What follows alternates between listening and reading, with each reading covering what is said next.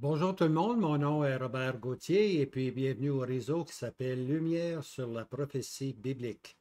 On est à regarder le sujet de la grande tribulation. Et puis dans le premier vidéo, on a dit pour qui est la grande tribulation.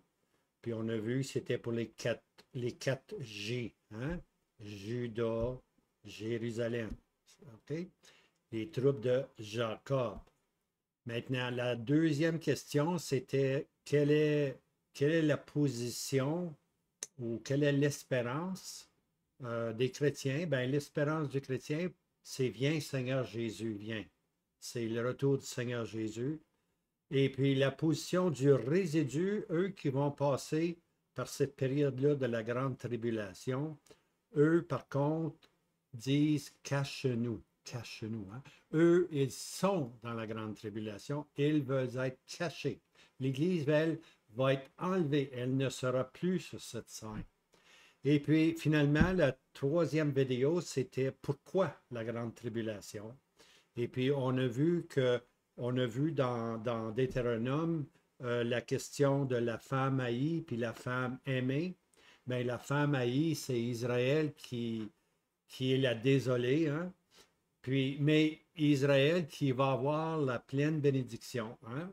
On a changé le droit de premier-né appartient à Israël et puis Dieu dit qu'on ne change pas le droit de premier-né. La double bénédiction vient à Israël. Même si elle est la femme haïe puis tu aimes une autre femme, c'est pas grave. C'est elle qui va avoir la pleine bénédiction. Maintenant, aujourd'hui, c'est un peu différent. On arrive avec la question quand. Regardez ici, là. Voilà, quand. Maintenant, quand j'ai eu cette question-là, j'en ai eu deux. Okay? J'en ai eu une en rapport avec quand la grande tribulation, puis l'autre en rapport avec quand l'enlèvement. Okay? Alors, je vais essayer de répondre dans les deux, mais mon but principal, c'est quand est-ce que la grande tribulation va avoir lieu? Quand exactement? OK? Alors, je vais vous donner une date. Habituellement, je ne donne jamais des dates. Mais là, je vais vous en donner une en me basant sur la parole de Dieu. OK? C'est la seule fois que vous allez m'entendre donner une date, puis vous allez voir si j'ai raison ou pas. OK? Alors, on va commencer ce grand sujet pour quand la grande tribulation. OK? Alors, c'est la vidéo numéro 4.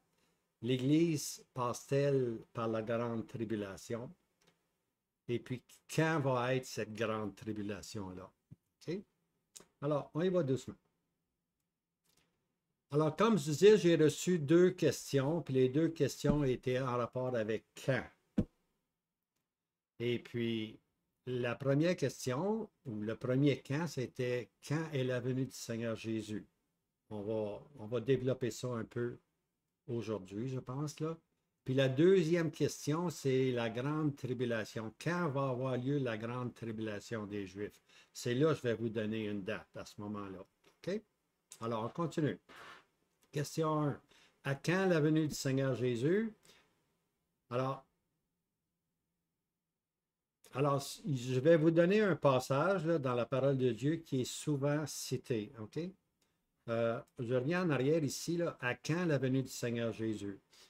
Le verset que je vais vous donner, c'est un verset qu'on cite souvent, mais qui est mal interprété. OK? Alors ici, là, je vais aller dans ce verset-là. Le voici. Matthieu, c'est un verset dans Matthieu 24, verset 36. Mais quant à ce jour-là, et alors, donc ici, on parle de ce jour-là, OK? Puis on parle de l'heure, OK? Alors, de quel jour est-ce qu'on parle? Puis de quelle heure est-ce qu'on parle? Naturellement, on dit, malheureusement, on dit toujours, ce jour-là, c'est le jour pour la venue du Seigneur Jésus, puis c'est l'heure de la venue du Seigneur Jésus. On est dans Matthieu 24, verset 36. Mais quant à ce jour-là et à l'heure, personne n'en a connaissance. OK? Donc, personne ne connaît l'heure, puis ne connaît le jour, mais pas même les anges des cieux. Alors, imaginez-vous les anges des cieux qui sont des serviteurs, les serviteurs de Dieu, eux-mêmes ne connaissent pas ce jour-là puis cette heure-là. De quel jour est-ce qu'on parle? De quelle heure est-ce qu'on parle? OK? Gardez ça en mémoire. Si ce n'est mon Père seul. OK?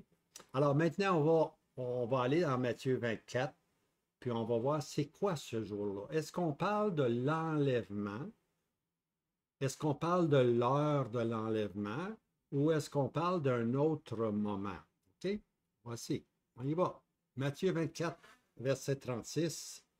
Mais quant à ce jour-là, alors ce qu'on veut développer, là, Matthieu 24, 36 parle d'un jour. Ce jour-là. Alors, c'est quoi ce jour-là dans Matthieu 24, 36? Bon, le contexte et le contexte, OK? Lorsqu'on interprète la parole de Dieu, on ne peut pas prendre un verset à part puis dire, ah, voilà l'enseignement. Ah, prendre un autre verset. Puis on ne regarde pas l'ensemble. Hein. C'est comme des journalistes, des fois, qui vont citer un discours de quelqu'un, puis ils vont juste prendre un verset, mais ils vont oublier complètement le discours. Pourquoi?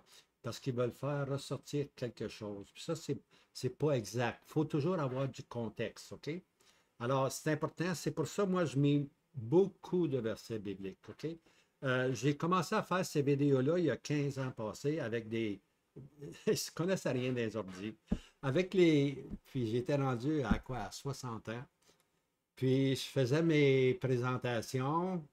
Je faisais un groupe faisait mes présentations avec un acétate. Puis des fois, je prenais un acétate, puis je mettais par-dessus. J'en prenais un autre. Oh, c'était mélangeant jusqu'à temps que Sylvain me dise, Robert, faut que tu sois plus moderne un peu. Ouais, ouais, c'est quoi ça être moderne? Les computers, les computers. Alors, voilà. Alors, mais la raison pourquoi je prenais les acétates, c'est parce que je veux toujours avoir les versets. Et puis, vous allez voir ici, voir une série de versets. Euh, c'est pas parce que, oui, je m'en sers pour m'aider, mais mon but, c'est pas de m'aider. Je les connais, ces versets-là. Mon but, c'est que vous puissiez regarder les versets. Vous arrêtez. Il faut vous arrêter. Je veux dire, une vidéo, c'est pas pour être gobé, là, tout simplement. Bon, c'est fini. Non, non, arrêtez-vous des fois. Allez voir dans votre Bible, regardez dans votre Bible, soulignez les versets dans votre Bible. Ma Bible, moi, elle est soulignée, toutes sortes de couleurs. Inquiétez-vous pas, c'est mon outil de travail. OK? Puis ton outil de travail, tu le polis. Tu le polis. Alors, n'ayez pas peur. Moi, quand ma Bible est trop pleine de notes et de couleurs, j'en achète un autre, puis je recommence à zéro. Ça fait une, deux, trois. Ça fait 4 fois que je fais ça, je pense. Tu vois? Ça coûte cher, là, mais ça vaut la peine. Imaginez-vous, on parle des choses éternelles. OK? Alors, OK, Matthieu 24, verset 36. Ce jour-là, le contexte. OK, la première partie de Matthieu 24, parce qu'il y a une, deux, il y a trois parties dans Matthieu 24, OK? Maintenant, en général, Matthieu 24, c'est le chapitre où le Seigneur explique beaucoup de choses à venir, OK? Alors, c'est un regard, si on veut. À partir des choses existantes, on fait un regard sur l'avenir. Alors, je pense ici, voici. Matthieu, là, je vais le séparer en trois. Puis, vous pouvez, moi, je l'ai marqué dans ma Bible. Là. Matthieu 24, verset 4 à 14. Ne gênez pas, marquez-le. Marquez-le. Si ce n'est pas correct plus tard, vous le changerez. Marquez-le. Moi, habituellement, j'écris à la mine. Mais plus maintenant, j'écris à l'encre maintenant. Puis des fois, c'est tellement confiant, j'écris à l'encre rouge. OK? Quand j'écris à l'encre rouge, là, je le sais où je m'en vais. OK? Alors, Matthieu 24, versets 4 à 14. Lui est encore à l'encre bleue. Là. Je n'ai pas encore gradué à l'encre rouge. OK, peut-être dans ma prochaine Bible. Matthieu 24, 4 à 14, on appelle ça là, le commencement des douleurs. OK? Ça, c'est la première partie. La deuxième partie du discours du Seigneur, on appelle ça la grande tribulation. OK? Ça, c'est Matthieu 24, versets 15 et 28. Là, on décrit vraiment la grande tribulation. Maintenant, il y a une différence entre le commencement des douleurs, hein, parce que le commencement des douleurs, le Seigneur Jésus parle qu'il va y avoir des tonnerres, des éclairs, des tremblements de terre, blablabla. C'est tous des éléments, là, des éléments terrestres qui vont arriver. On appelle ça le commencement des douleurs. C'est la première demi-semaine de la 70e semaine de Daniel. Okay? Daniel, le Seigneur Jésus à la 69e semaine, c'est Daniel 9. Le Seigneur Jésus a été rejeté à la 69e semaine de la prophétie de 70 semaines. Donc, 70, c'est le complet. Mais là, on arrête à la 69e semaine. Il reste une semaine encore à venir, OK? Maintenant, cette semaine-là, on la divise en deux. OK? On la divise en deux. Un, on appelle ça la première demi-semaine, puis l'autre, on l'appelle la deuxième demi-semaine. OK? La première demi-semaine, puis la deuxième demi-semaine. OK? Alors, ce qui veut dire 3 ans et demi, puis un autre 3 ans et demi, ce qui fait le 7 ans. Okay? Donc, les premiers 3 ans et demi, on appelle ça le commencement des douleurs. Les 3 premières années et demie. Okay? Après cette période-là, arrive ce qu'on appelle la grande tribulation. Puis c'est là qui est l'intensité contre les Juifs pour qu'ils se retournent vers le Messie. Okay? Alors ça, c'est partie 1, commencement des douleurs. Partie 2, la grande tribulation. Et puis maintenant, le reste, partir du verset Matthieu 24, verset 28, jusqu'à la fin, Matthieu 28, jusqu'à la fin, ça nous emmène exactement au verset Matthieu 28, excusez-moi, Matthieu 24, ça nous amène jusqu'à la fin, c'est le verset 51. Donc, de 28 à 51, maintenant, le verset 28 commence par ceci, ou 29 si on veut, là, et aussitôt après la tribulation de ces jours-là. Donc, on s'en va maintenant dans une autre étape. Okay? Il y a le commencement des douleurs, 3 ans et demi. Il y a la grande tribulation, un autre 3 ans et demi. Mais après la tribulation de ces jours-là, là, on tombe là, dans des enseignements de ce qui va suivre après la grande tribulation. OK? Matthieu 24, verset 36.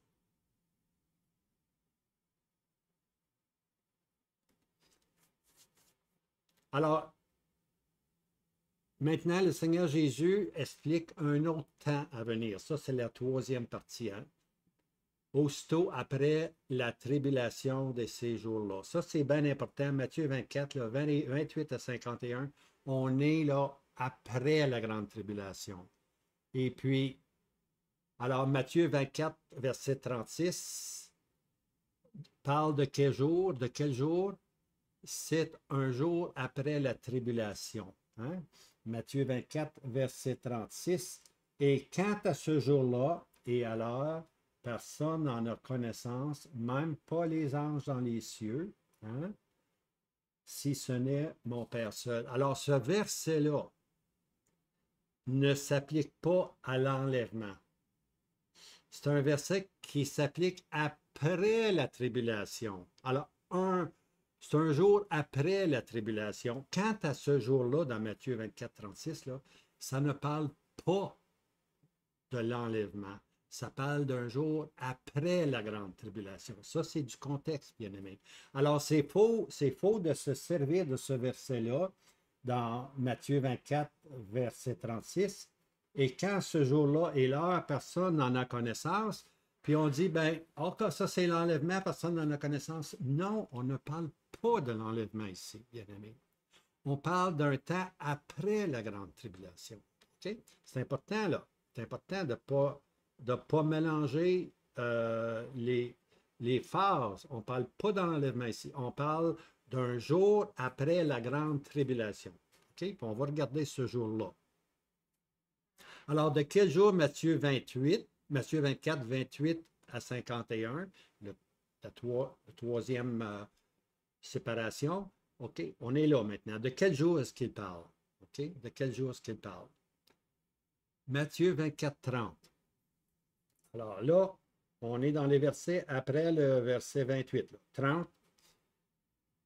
Et alors paraîtra le signe du Fils de l'homme dans le ciel. Ici, le bien-aimé, là, on commence à parler là, du Fils de l'homme. Vous allez voir, c'est important, le Fils de l'homme. Il y a le Messie, hein, il y a le Fils de Dieu, il y a le Messie, mais il y a aussi ce qu'on appelle le Fils de l'homme. Okay? 24-30, c'est toute une série sur le Fils de l'homme. Okay? C'est après la grande tribulation. Okay? Le Fils de l'homme qui apparaît. Okay? Ah, un signe dans le ciel, le Fils de l'homme. Matthieu 24-30. Et alors, toutes les tribus de la terre se lamenteront et verront le Fils de l'homme venant sur les nuées du ciel. Ce n'est pas l'enlèvement ici, là. Toutes les nations se lamenteront. Ce n'est pas l'enlèvement. L'enlèvement, l'Église est avec Christ. Pour l'Église, il n'y a pas de lamentation. Et puis, on n'est pas rendu au temps de la grande tribulation ici, là. On est après la grande tribulation. Alors, quand le Seigneur Jésus apparaît comme le Fils de l'homme, c'est là ce qu'il vient pour régner comme homme. Okay? Le Fils de l'homme, c'est une expression qui indique la souffrance, la douleur. Il faut que le Fils de l'homme, hein, à moins que le grain de blé ne tombe en terre, il demeure seul. Il faut que le Fils de l'homme souffre. Il faut que le Fils de l'homme soit crucifié.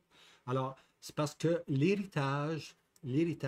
tout l'héritage où toutes les voies de Dieu sont concentrées dans le Fils de l'homme, un homme parfaitement. Le Seigneur Jésus était le Fils de Dieu, éternellement le Fils de Dieu. Puis comme Fils de Dieu, tout lui appartient, tout lui appartient. Maintenant, le Seigneur Jésus est aussi le Créateur, ce qui veut dire que tout lui appartient. Parce qu'il est non seulement le Fils de Dieu, tout lui appartient, il est le Créateur, tout lui appartient. Mais bien aimé, il est aussi le Fils de l'homme. Puis j'aimerais que vous compreniez cette expression-là comme homme maintenant, comme homme parfait, comme homme obéissant. Toutes choses vont lui être assujetties. Et c'est comme homme que le Seigneur Jésus va hériter de tout maintenant. Okay? Alors, les promesses s'accomplissent dans le Fils de l'homme. Voici finalement un homme dans lequel Dieu va soumettre toute la terre. Okay? C'est le Fils de l'homme. Alors, les tribus de la terre vont se lamenter lorsqu'ils verront le Fils de l'homme venant sur les nuées du ciel avec puissance et une grande gloire. Matthieu 24, 37. Mais comme ont été les jours de Noé, ainsi aussi la venue du Fils de l'homme. Alors, les jours de Noé, c'était un jour de jugement. Toute la terre allait être jugée, sauf ceux qui étaient dans l'arche. Hein? Alors, la venue du Fils de l'homme, on parle, le Seigneur Jésus vient pour exécuter les jugements. OK? Maintenant, Matthieu 24, encore 39. Ils ne connurent rien jusqu'à ce que le déluge vint et les emporta tous. Ainsi sera aussi la venue du Fils de l'homme. Hein? C'est le Fils de l'homme qui vient après les jugements. On ne parle pas de l'enlèvement, on parle Matthieu 24, à partir du verset 28. C'est le Fils de l'homme qui revient après la grande tribulation, après que les jugements. Hein? Alors, le Seigneur se sert de Noé pour parler du jugement. Ainsi aussi sera la venue du Fils de l'homme. Quand le Seigneur Jésus se présente comme le Fils de l'homme, c'est qu'il vient pour prendre le monde. Il vient pour juger le monde. Puis il vient pour gouverner le monde comme homme. Hein? Voici l'homme. Voici l'homme. Hein? Matthieu 24, 30. Alors 2 hommes seront au champ, et l'un sera pris et l'autre laissé. Alors voici, on est dans Matthieu 24, verset 40. Là. On est dans la 3e étape. On a dépassé le temps de commencement des douleurs. On a passé par la grande tribulation. On est rendu au verset 40. OK, maintenant. Alors 2 hommes seront au champ et l'un sera pris et l'autre laissé. Bien-aimé, ce n'est pas l'enlèvement. Si quelqu'un vous cite ce passage-là pour vous enseigner l'enseignement, je dois vous dire qu'il est ignorant dans les pensées de Dieu et dans les voies de Dieu. Okay? Deux hommes seront au champ, l'un sera pris. Sera pris pourquoi? Pour le jugement. C'est le Fils de l'homme qui vient régner sur la terre. Hein? Alors, un sera pris, il est pris pour le jugement, lui. OK? Il est enlevé pour le jugement. Il n'est pas enlevé pour aller dans la gloire de Dieu, dans la maison du Père. Non, il est enlevé pour le jugement. C'est le jugement des vivants ici. Le Seigneur Jésus va les juger vivants, ces hommes-là. OK? Et l'autre sera laissé. Laissé pourquoi? Laissé pour le règne millénaire. On est à la porte du millénium ici. Le temps des douleurs est passé. La grande tribulation est passée. C'est le Seigneur Jésus qui revient avec gloire, on appelle cette expression-là son apparition. Puis lorsque le Seigneur Jésus apparaît comme le Fils de l'homme, il vient pour régner. Alors, qu'est-ce qu'il va faire? Il va juger. OK? Deux hommes sont dans le champ. L'un va aller directement au jugement, puis l'autre va rentrer dans le millénium pour régner avec Christ 1000 ans. Le contexte. Matthieu 24, 44. C'est pourquoi vous aussi soyez prêts, car à l'heure que vous ne pensez pas, le Fils de l'homme vient. Alors, encore là, bien-aimés, nous, on n'attend pas le Fils de l'homme, on attend le Seigneur Jésus qui va nous prendre pour être avec lui dans la gloire. Mais lorsque le Seigneur Jésus vient comme le Fils de l'homme, c'est pour le jugement. On n'attend pas le Fils de l'homme.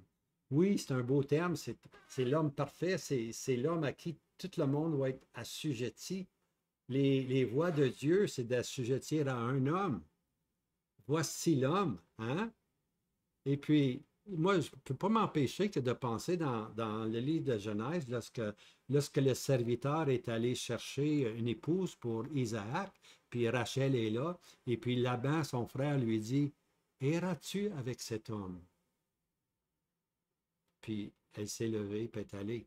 Alors, quand on se convertit, bien-aimé, là, des fois, on dit, « Crois au Seigneur Jésus », mais moi, je dis aux gens, « Iras-tu avec cet homme? » Il y a le premier homme, Adam, par lequel le péché puis le jugement est venu. Puis il y a un deuxième homme, le Christ Jésus, comme chef d'une race. Iras-tu avec cet homme? Alors, ça, c'est la conversion. Quand on dit oui, j'irai avec cet homme-là, ça, bien aimé, c'est la conversion. Et puis, à partir de ce moment-là, on suit le Seigneur Jésus. Hein? On suit le Seigneur Jésus. On s'est converti. On a décidé de suivre le chemin étroit. Large est le chemin. Mais le chemin de suivre le Seigneur Jésus, il est étroit. Mais il n'y en a pas de meilleur, bien-aimé. Il n'y en a pas de meilleur. OK? Alors ici, le Seigneur Jésus, car alors que vous ne pensez pas, le Fils de l'homme vient. Matthieu 24, ça parle du Seigneur Jésus qui vient pour juger, qui vient pour régner, le Fils de l'homme. Hein? Le Fils de l'homme. Matthieu 25, 1.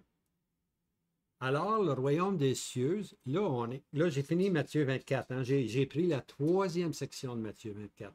Okay? Puis, à partir de la troisième, à partir du verset 29, c'est toujours le Fils de l'homme, le Fils de l'homme. N'ayez pas peur, allez voir, souligner le Fils de l'homme, le Fils de l'homme, le Fils de l'homme et le Fils de l'homme. Maintenant, chapitre 25, on va encore un petit peu plus loin dans l'histoire. Alors, le royaume des cieux sera fait semblable à 10 vierges qui, ayant pris leur lampe, sortirent à la rencontre de l'époux. Okay? Alors là, maintenant, c'est un portrait, c'est une image que le Seigneur Jésus nous donne de l'histoire de l'Église sur la terre. Okay? On est comparé à des vierges, 5 folles, 5 sages. Hein? Mais malheureusement, les 10 se sont endormis. Les 10, les folles, 5, ils dorment. Les sages, ils dorment aussi. Mais il se fait un cri, voici l'époux. Et puis finalement, les sages se réveillent et puis ils vont à la suite pour rencontrer le Seigneur parce qu'eux ont de l'huile dans leur âme. Les autres, les folles, ce n'est pas des convertis, c'est de la profession chrétienne. Alors, Matthieu 25 nous enseigne cette période-là. OK? Maintenant, 25-31, la fin, verset 31. Et quand le Fils de l'homme, voici encore, on reprend l'expression maintenant.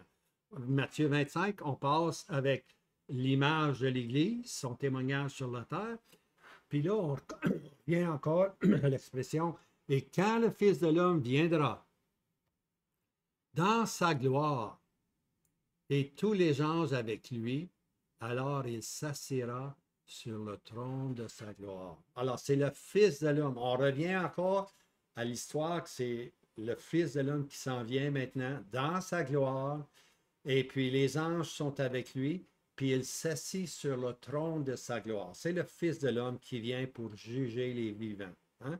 Puis là, si je ne me trompe pas, là, Matthieu 24, 36, mais quant à ce jour-là,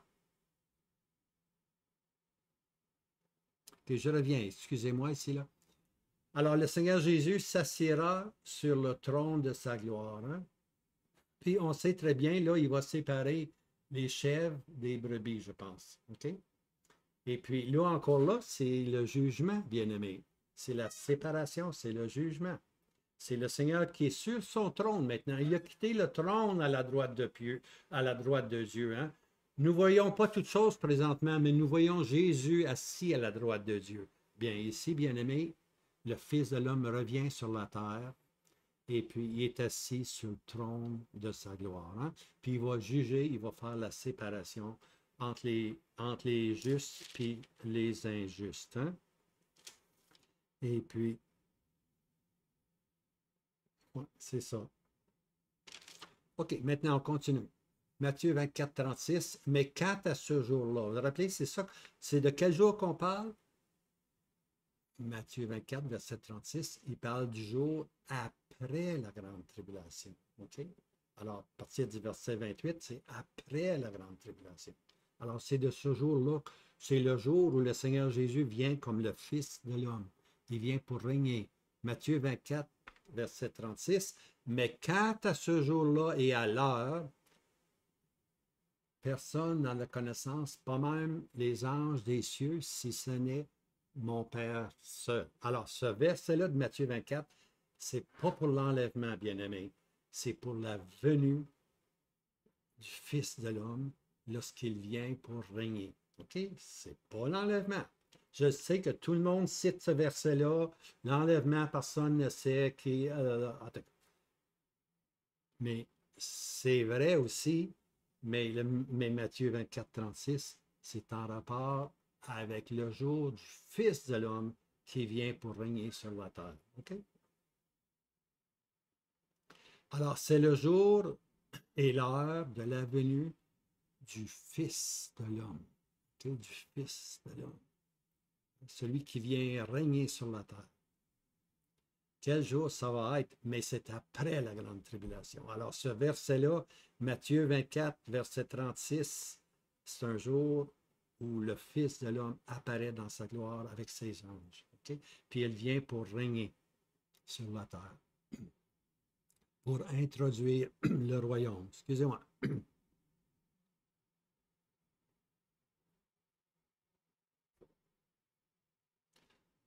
Alors, j'espère que vous comprenez un peu où je m'en vais là. Je fais la différence ici entre la venue du Fils de l'homme puis la venue du Seigneur Jésus pour l'Église. Okay? Pour l'Église, c'est l'enlèvement. Puis la venue du Seigneur Jésus, ça va être comme Fils de l'homme, c'est une scène publique. Les yeux vont voir le Fils de l'homme. Tout œil verra le Fils de l'homme. Alors, maintenant, je vais parler un peu de la venue du Seigneur Jésus. Alors, ça, c'est important à saisir là. Il y a seulement une venue future pour le Seigneur Jésus.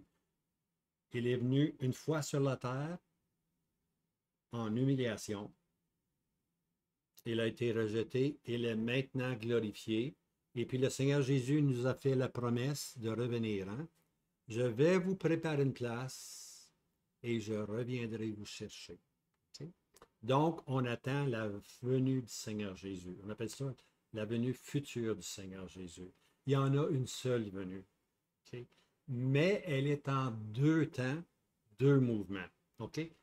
Il y a la venue, la deuxième venue du Seigneur Jésus, c'est une venue pour ses saints, puis c'est une venue plus tard avec ses saints. Voyez-vous, il y a deux temps, il y a deux mouvements. Une venue va être privée pour ses saints, l'enlèvement. L'autre venue, l'autre mouvement de sa venue, lorsqu'il va se manifester publiquement. Mais cette fois-ci, lorsqu'il se manifeste publiquement, il ne revient pas seul, il revient avec ses rachetés, avec l'épouse. Et puis l'épouse va être manifestée devant les yeux de tous les hommes. Voyez de quel amour nous avons été aimés.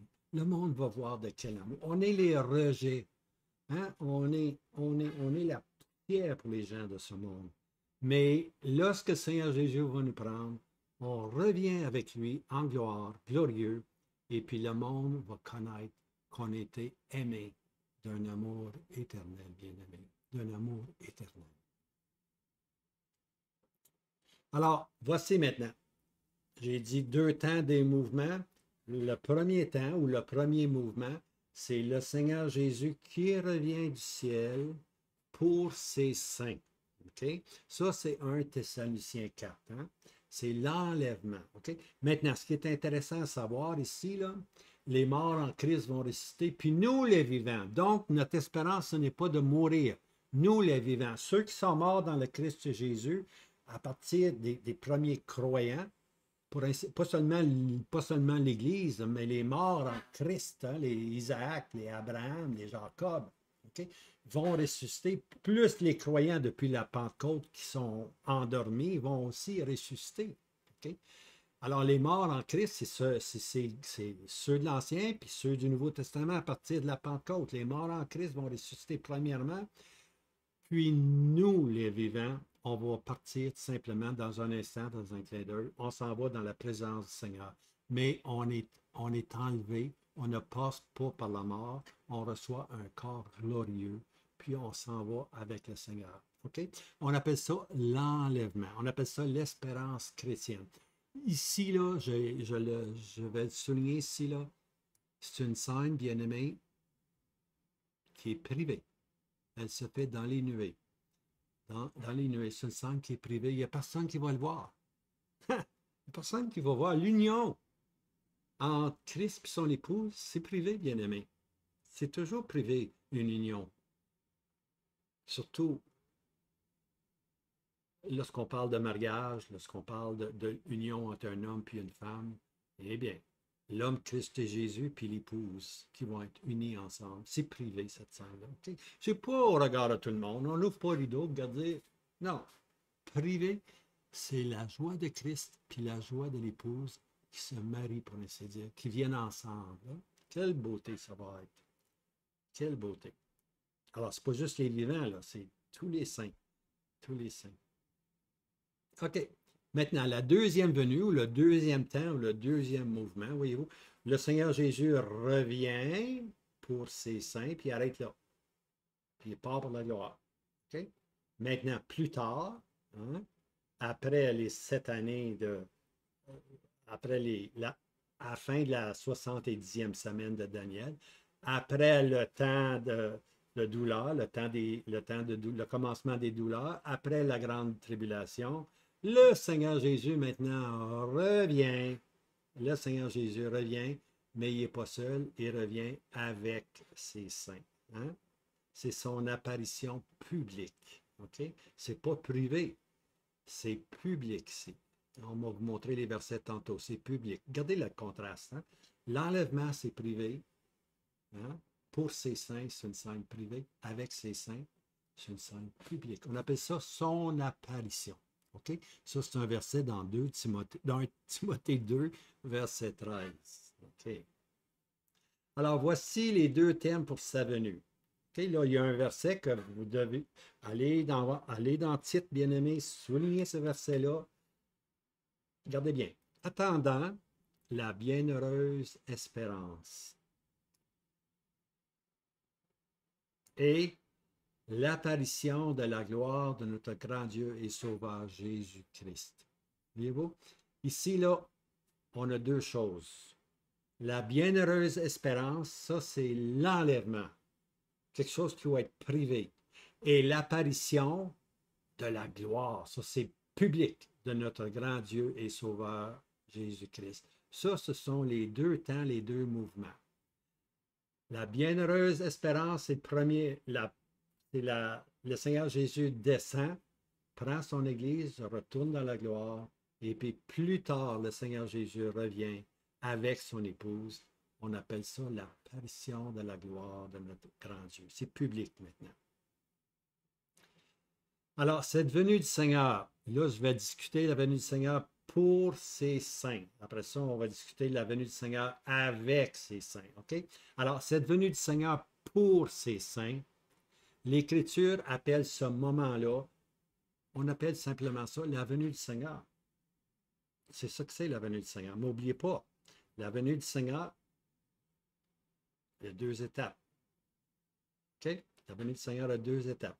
La première étape, c'est pour ses saints, c'est une scène privée. Hein? On appelle ça la bienheureuse espérance. OK? Maintenant, la terminologie qu'on emploie, c'est l'enlèvement. OK? Alors, l'enlèvement, c'est la bienheureuse espérance. OK? Naturellement, comme je disais, c'est une scène privée, puis c'est une scène dans les nuées. 1 Thessaloniciens 4, il nous l'enseigne. Au son de la trompette, hein, au son de la trompette, il va y avoir un rassemblement, mais ce rassemblement-là, il est privé, il est dans les nuées. Puis là, l'Église s'en va vers le Seigneur Jésus. Quelle espérance, quelle bienheureuse espérance. Maintenant, l'autre, c'est la venue du Seigneur avec ses saints. Okay?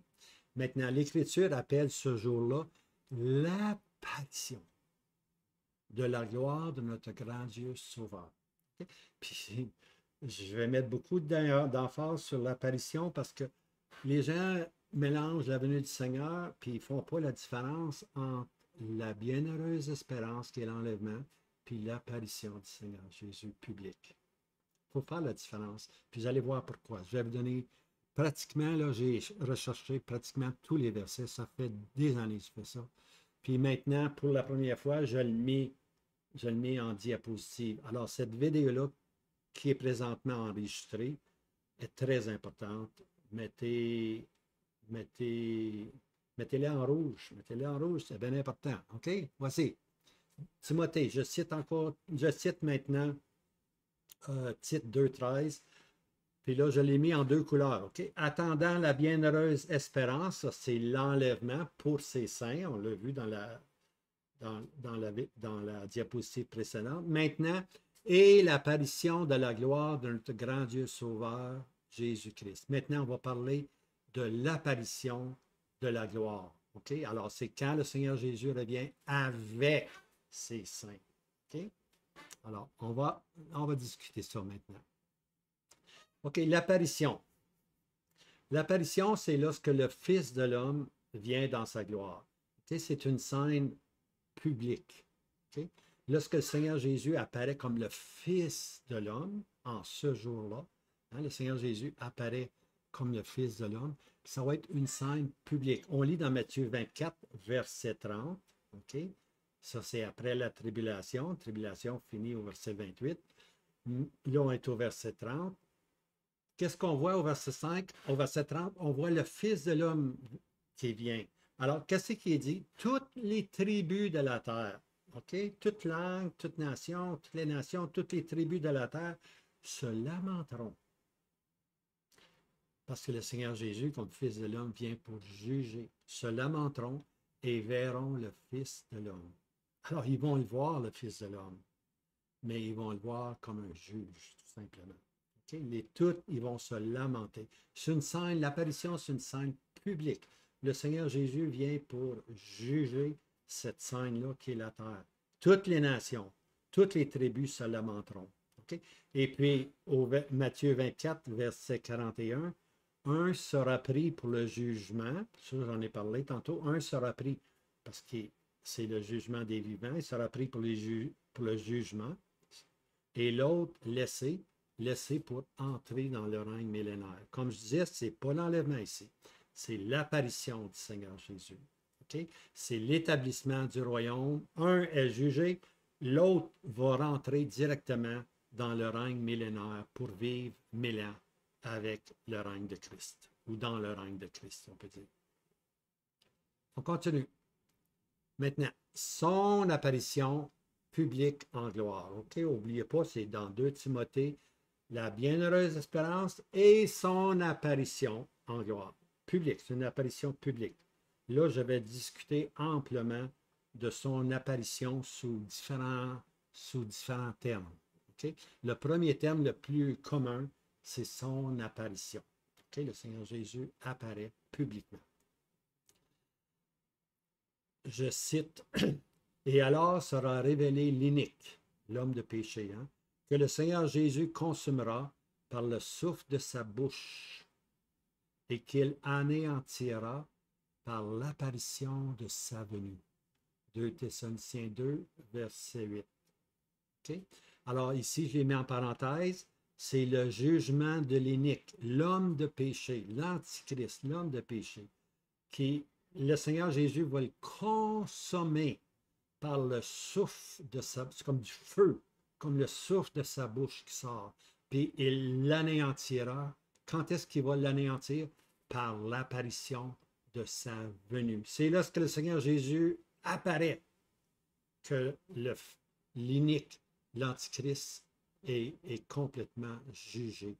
Okay? Alors ici, ce passage-là, c'est 2 Thessaloniciens 2, verset 8, c'est le jugement de l'inique quand le Seigneur Jésus apparaît dans sa gloire, l'apparition de sa venue. Okay? Et voici un autre verset. « Que tu gardes ce commandement sans tâche, irrépréhensible, jusqu'à l'apparition de notre Seigneur Jésus-Christ. » Okay? Alors ça, c'est un verset dans 1 Timothée 6, 14. Alors tu gardes le commandement, combien longtemps? Sans tâche irrépréhensible, oui, jusqu'à l'apparition, pas la venue, l'apparition de notre Seigneur Jésus-Christ. Okay? Alors ici maintenant, ces questions, le commandement, c'est ce que les apôtres ont enseigné, ce que Paul a enseigné à Timothée. C'est la responsabilité dans le service chrétien, puis dans la marche individuelle. Okay? Bien-aimés, ceci, on doit demeurer sans tâche, irrépréhensible. Combien longtemps? Jusqu'à l'apparition de notre Seigneur Jésus.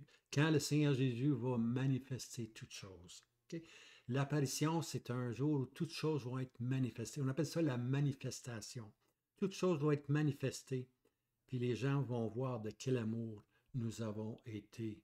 Puis il va y avoir des récompenses aussi. Okay? Il va y avoir des récompenses pour la fidélité, récompenses pour la marche individuelle, récompenses pour le service qu'on a rendu aux saints. Hein? Servant les saints, aimant les saints, servant les saints.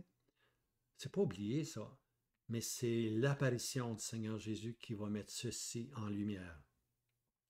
Maintenant, un autre verset. Désormais m'est réservée la couronne de justice, okay, que le Seigneur juste juge me donnera dans ce jour-là. Okay, dans ce jour-là.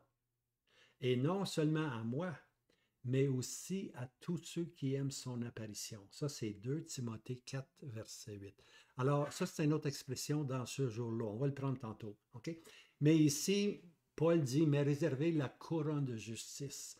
Non seulement à moi, mais à tous ceux qui aiment son apparition. Aimer son apparition, là, c'est désirer voir le Seigneur Jésus rendre toutes choses manifestes. C'est sûr que si on marche un chemin croche, on n'a pas hâte à l'apparition parce que l'apparition va manifester notre fidélité. Est-ce qu'on va avoir une couronne? Est-ce qu'on va avoir 10 couronnes? Tout ceci dépend de ta marche individuelle. Tu vois? Mais Paul dit, m'est réservé une couronne. Le Seigneur m'est réservé une couronne que le Seigneur juste donnera en ce jour-là. C'est le Seigneur juste qui va donner les couronnes, bien-aimés. Il y a beaucoup de choses qui se passent aujourd'hui dans l'ombre. On voit, nous autres, les prédicateurs, des milliers de personnes. Mais Dieu, le Seigneur juste, va juger le service, bien-aimé. Il va juger le service. Les hommes peuvent taper, applaudir, mais celui qui tape, c'est le Seigneur juste, qui va donner dans ce jour-là une récompense. Hein? La récompense ici pour la fidélité. La récompense pour la fidélité. Puis quand est-ce que ceci va être réalisé? À son apparition. Toute chose va être rendue publique.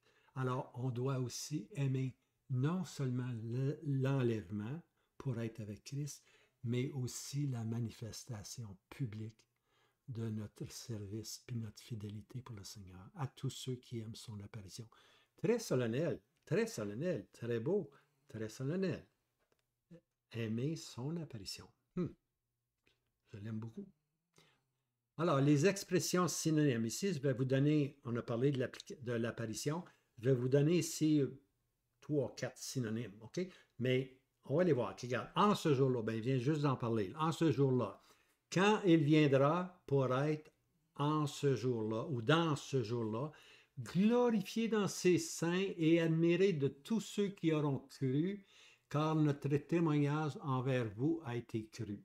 Ça, c'est 2 Thessaloniciens 1, verset 10. En ce jour-là, glorifié, c'est le Seigneur Jésus qui revient avec ses saints, là, ici.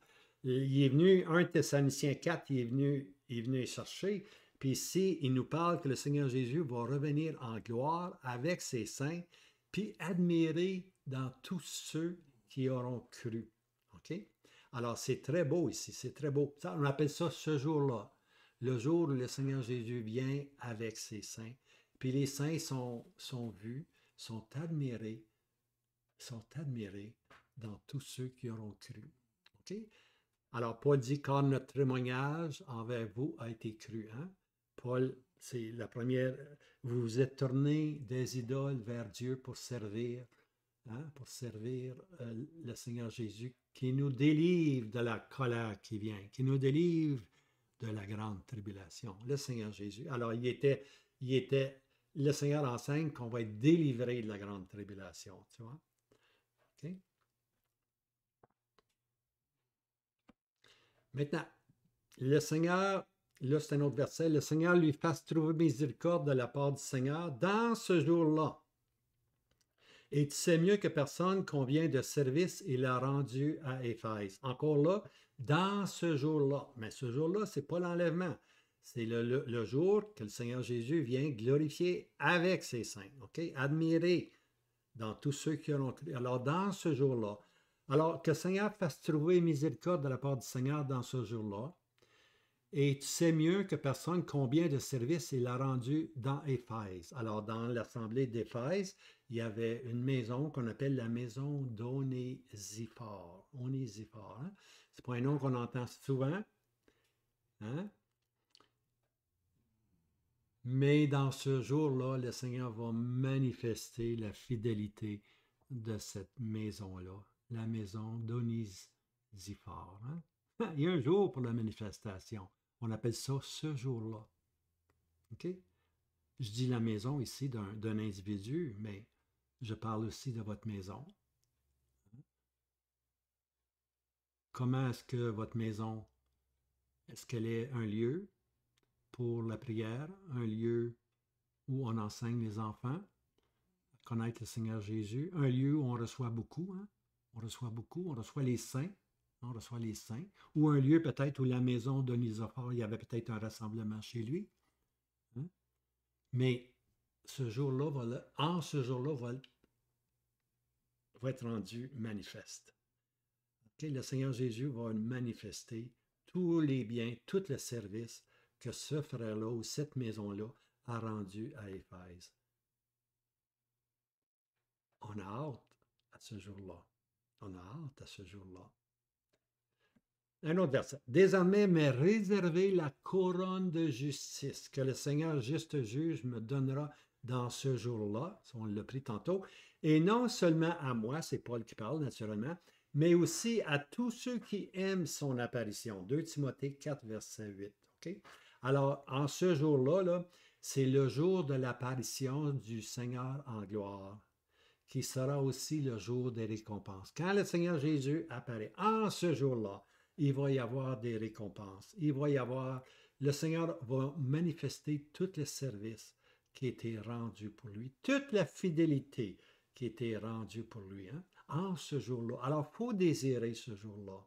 Il faut se désirer ce jour-là, lorsque les saints vont être glorifiés, admirés dans tous ceux qui auront cru. Pas dans l'enlèvement, il n'y a personne qui voit ça.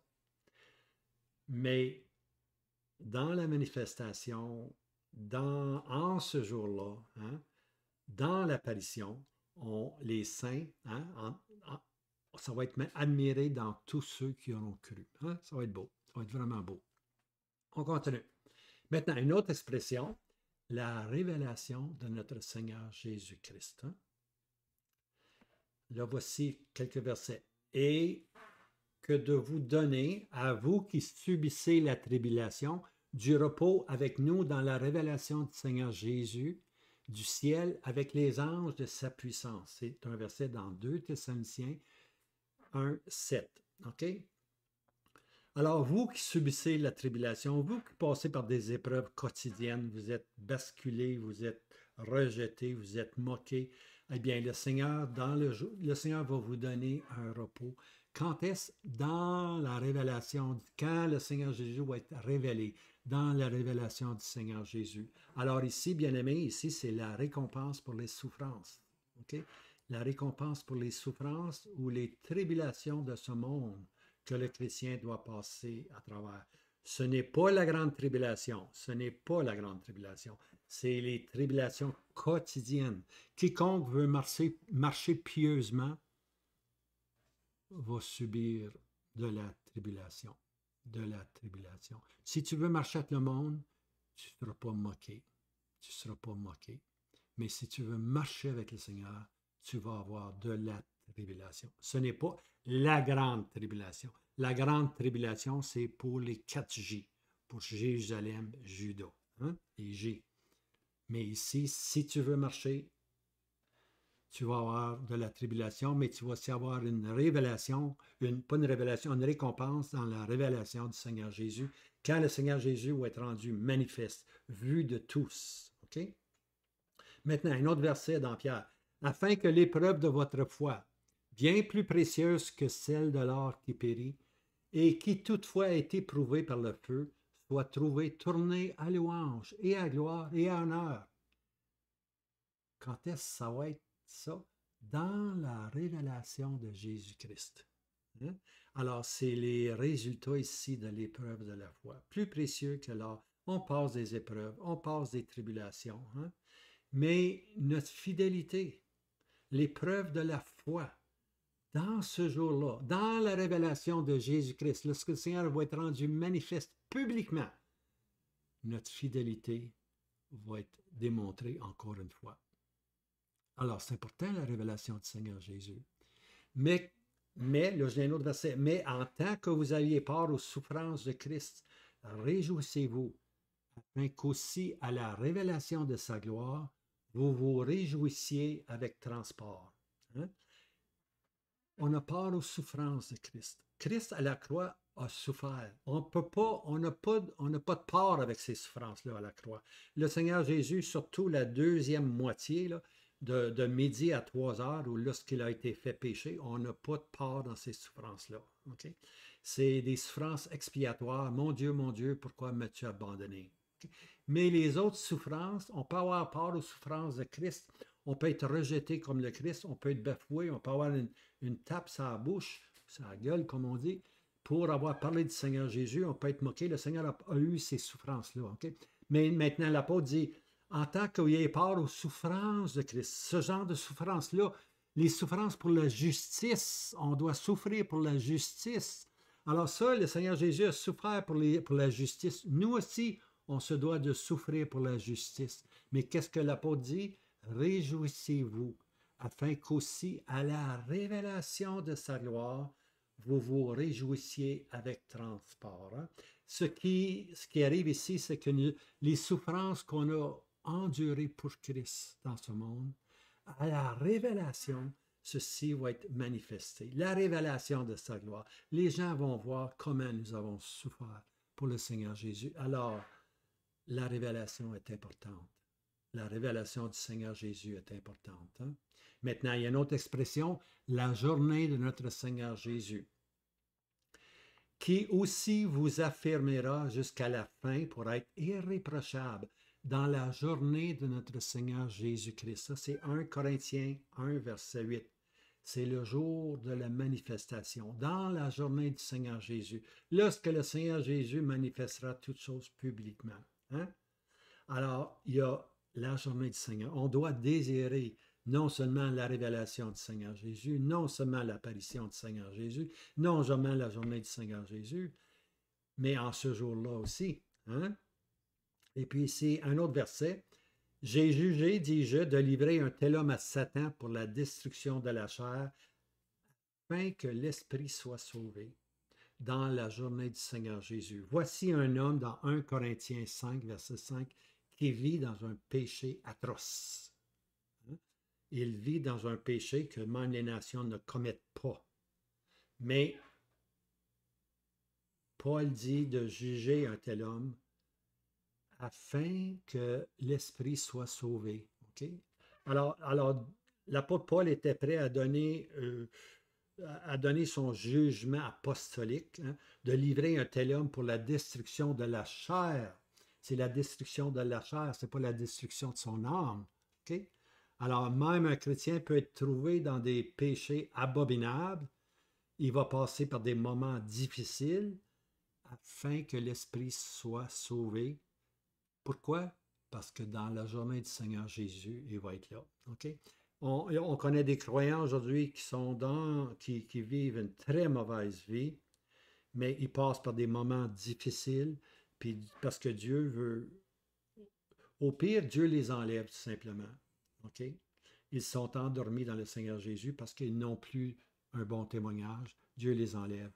Mais le but de la souffrance, c'est qu'ils se repentent et puis que leur esprit soit sauvé dans la journée du Seigneur Jésus. Donc, cet individu-là va être sauvé dans la journée du Seigneur Jésus. Okay? Alors, c'est le jour de la manifestation.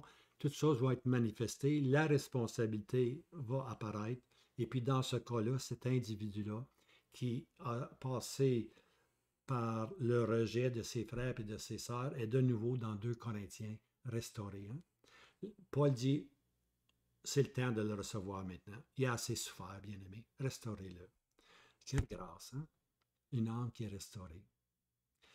Comme aussi nous vous avons reconnu en partie, comme aussi vous nous avez reconnu en partie, que nous sommes votre sujet de gloire, comme vous êtes aussi le nôtre dans la journée du Seigneur Jésus. C'est dans 2 Corinthiens. Hein? Alors là, Paul décrit dans 2 Corinthiens, c'est quoi un vrai serviteur? Il y a des gens qui disaient, Paul, c'est pas un bon serviteur, il fait des promesses, il est supposé venir 2 fois, puis il n'est pas venu. Ben, Paul, il n'est pas retourné à Corinthe, simplement. Pourquoi? Parce que s'il allait à Corinthe, il allait arriver à la verge. On vient de voir dans le verset précédent là, que les Corinthiens avaient une vie tellement mauvaise qu'ils ne jugeaient pas le mal au milieu d'eux, que le levain était au milieu de toute l'assemblée. Alors, Paul n'était pas pour retourner. S'il retournait, il retournait à la verge. Il n'est pas allé. Ça ne veut pas dire qu'ils les aimaient pas, mais ils ne voulaient pas y aller. Alors, il y avait des faux croyants qui disaient, regarde, Paul, il ne tient même pas ses promesses. Non, non.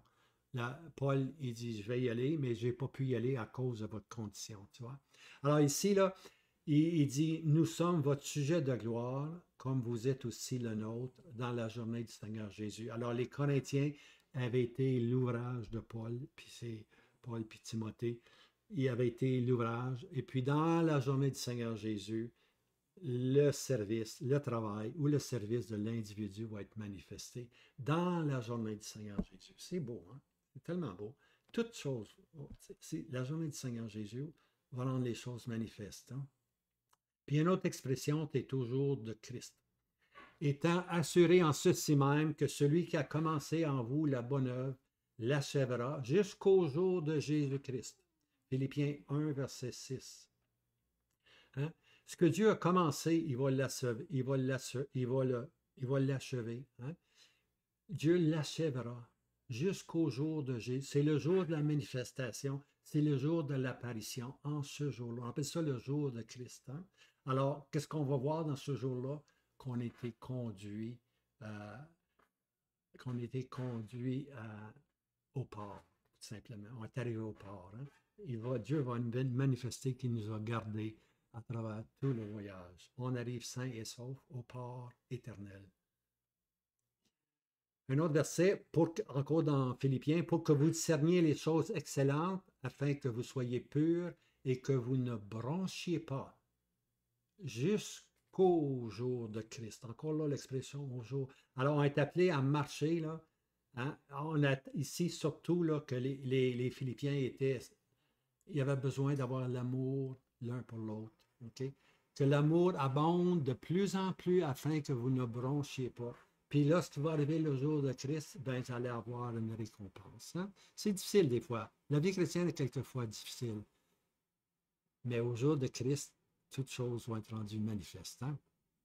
Afin que vous soyez, Philippiens 2, verset 15, afin que vous soyez sans reproche et purs, des enfants de Dieu irréprochables, au milieu d'une génération tortue et perverse, parmi lesquelles vous reluisez comme des luminaires dans le monde, présentant la parole de vie pour ma gloire au jour de Christ, en témoignage que je n'ai pas couru en vain, ni travaillé en vain. Ça, bien aimé, c'est important. C'est la joie du serviteur. Lorsque on emmène quelqu'un, lorsqu'on conduit quelqu'un au Seigneur Jésus, puis lorsqu'on suit son progrès, on lui aide. Tu là, des fois on conduit quelqu'un au Seigneur, puis on le laisse là. Débrouille-toi maintenant. Non, non et non. Prends soin de cet individu-là. Hein? Alors, c'est ça que Paul dit ici. Je n'ai pas travaillé, je n'ai pas couru en vain, ni travaillé en vain. Paul avait passé sa vie pour aider le rassemblement aux Philippiens. Puis il dit, pour ma gloire, ça va être une gloire pour moi si vous, les Philippiens, vous marchez correctement.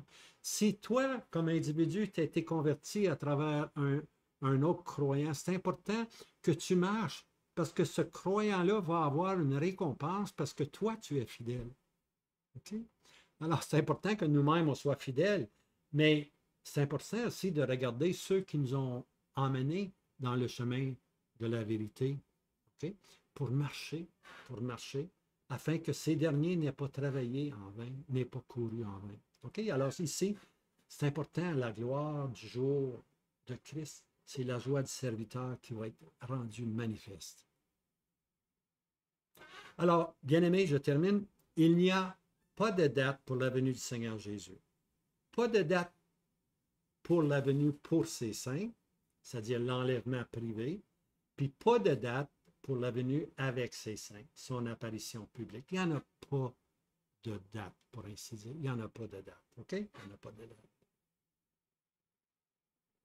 Mais moi, je vais vous donner la date quand la grande tribulation commence, par exemple. Mais je ne peux pas vous donner la date de la venue du Seigneur Jésus pour ses saints, ni avec ses saints. Okay?